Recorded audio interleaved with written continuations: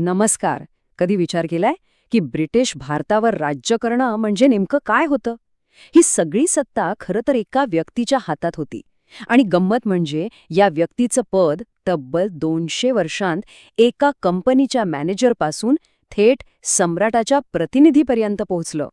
चला तर मग आज आपण या गव्हर्नर जनरलच्या पदाचा प्रवास कसा झाला आणि त्याने भारताच्या इतिहासाला कसा आकार दिला हे पाहूया. आता ब्रिटिश साम्राज्यातलं सर्वात शक्तिशाली पद कोणतं होतं हा प्रश्न वरवर पाहता खूप सोपा वाटतो नाही का? पण याचं उत्तर तितकंच गुंतागुंतीचं आहे. कारण आपण ज्या पदाबद्दल बोलतोय ते काही साध्यासुध्या गव्हर्नरचं पद नव्हतं. त्याचा प्रवास एका कंपनीच्या व्यवस्थापकापासून सुरू झाला आणि तो थेट राजाचा प्रतिनिधी म्हणजे व्हाईसरॉयपर्यंत पोहोचला. आता गंमत बघा. या पदाची सुरुवात काही एखाद्या राजाच्या किंवा शासकाच्या थाटात झाली नाही. उलट ती झाली एका मोठ्या कॉर्पोरेशनच्या म्हणजे ईस्ट इंडिया कंपनीच्या एका उच्चस्तरीय व्यवस्थापकाच्या भूमिकेतून. हो, सुरुवातीला गव्हर्नर जनरल हा शासक नव्हता, तर तो कंपनीचा सर्वात महत्त्वाचा अधिकारी होता, ज्याचं मुख्य काम होतं व्यापार आणि प्रशासन सांभाळणं. तर झालं असं की 1773 पर्यंत ईस्ट इंडिया कंपनीमध्ये भ्रष्टाचार खूप वाढला होता. मग ब्रिटिश सरकारला वाटलं की आता हस्तक्षेप करायला हवा. त्यांनी रेग्युलेटिंग ॲक्ट नावाचा कायदा आणला आणि गव्हर्नर जनरल हे पद तयार केलं. सुरुवातीला याचे अधिकार फक्त बंगालपुरते मर्यादित होते आणि वॉरन हेस्टिंग्स या पदावर बसणारे पहिले व्यक्ती होते. पण थांबा, हे पद सुरुवातीला फक्त नावालाच शक्तिशाली होतं. विचार करा, निर्णय घेण्यासाठी त्यांना 4 सदस्यांची एक काउन्सिल होती आणि त्या काउन्सिलचे निर्णय गव्हर्नर जनरलवर बंधनकारक होते. म्हणजे जर काउन्सिलनी बहुमताने एखादा निर्णय घेतला तर वॉरन हेस्टिंग्ससारख्या व्यक्तीला तो मानावाच लागायचा.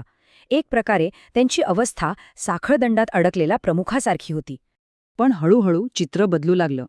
ब्रिटिश सरकारने एकामागोमाग एक कायदे आणले आणि प्रादेशिक गव्हर्नरांची ताकद कमी करून ती गव्हर्नर जनरलच्या हातात एकवटायला सुरुवात केली. आणि मग आला 1833चा चार्टर ॲक्ट. या कायद्याने तर या पदाला भारताचे गव्हर्नर जनरल अशी नवी ओळख दिली आणि संपूर्ण ब्रिटिश भारतावर नियंत्रण ठेवण्याचे अधिकार दिले. सगळं सुरळीत चाललं होतं असं वाटत असतानाच एक अशी घटना घडली ज्याने भारतातील ब्रिटिश सत्तेचा पायाच हादरून टाकला. या घटनेनं राजवटीचं स्वरूप कायमचं बदलून टाकलं. ती घटना होती 1857चा उठाव. या बंडाच्या आगीत कंपनीच्या राजवटीची जुनी व्यवस्था जळून खाक झाली. लंडनमध्ये बसलेल्या ब्रिटिश सरकारला एक गोष्ट स्पष्टपणे कळून चुकली. आता एका व्यापारी कंपनीच्या भरोशावर भारतासारख्या विशाल देशावर राज्य करणं निव्वळ अशक्य होतं. आणि इथेच इतिहासाला एक मोठं वळण मिळालं. 1858मध्ये ईस्ट इंडिया कंपनीचं शासन संपलं आणि भारताचा कारभार थेट ब्रिटिश राजसत्तेच्या म्हणजे थेट इंग्लंडच्या राजा किंवा राणीच्या हातात गेला. कंपनी गेली आणि राज आलं. ह्या नव्या युगात गव्हर्नर जनरलच्या पदाला एक नवीन, अधिक शक्तिशाली आणि तितकीच प्रतिकात्मक ओळख मिळाली. आता तो फक्त एक प्रशासक राहिला नव्हता, तर त्याहीपेक्षा खूप मोठा झाला होता. आता एक नवीन शब्द आला, व्हाईसरॉय. हा शब्द आलाय फ्रेंच रॉय या शब्दावरून, ज्याचा अर्थ होतो राजा. म्हणजे व्हाईसरॉय म्हणजे राजाचा प्रतिनिधी.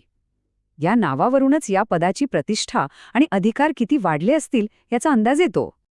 आता एकाच व्यक्तीकडे 2 मोठ्या भूमिका होत्या. ब्रिटिश भारतासाठी तो गव्हर्नर जनरल म्हणून प्रशासकीय प्रमुख होता आणि त्याचवेळी भारतीय संस्थानांसाठी तो ब्रिटिश सम्राटाचा व्हाईसराय म्हणून खास प्रतिनिधी होता. या दुहेरी भूमिकेमुळे त्याचं स्थान सर्वोच्च बनलं. ही वाढती महत्त्वाकांक्षा आणि शाही थाट त्यावेळच्या गव्हर्नर जनरलच्या विचारांमधूनही स्पष्ट दिसत होता. लॉर्ड वेल्स्ली म्हणाले होते, भारतावर राज्य एखाद्या राजवाड्यातून करायला हवं, खेड्यातल्या घरातून नाही. यावरूनच त्यांची भव्यतेची कल्पना लक्षात येते. आणि ही भव्यता फक्त विचारांपुरती नव्हती, ती त्यांच्या निवासस्थानांमधूनही दिसायची.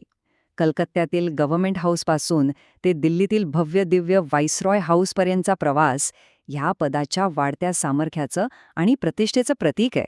आणि हो, हेच व्हाईसरॉय हाऊस आज आपला राष्ट्रपती भवन म्हणून ओळखलं जातं.